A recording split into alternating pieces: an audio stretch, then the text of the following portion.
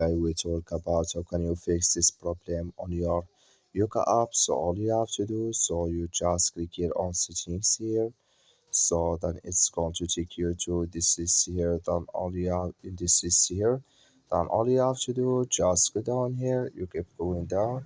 So then you click here on apps. Then it's going to take you to apps list here. Then here can you're looking for Yuka app, or just click here on search. So then here add Yuka app.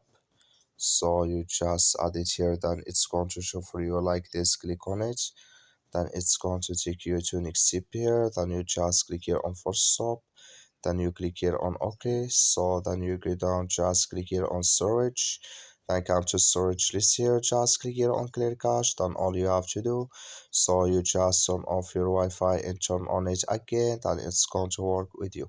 That's all you have to do. Thank you for watching. Don't forget to support us by liking, subscribe.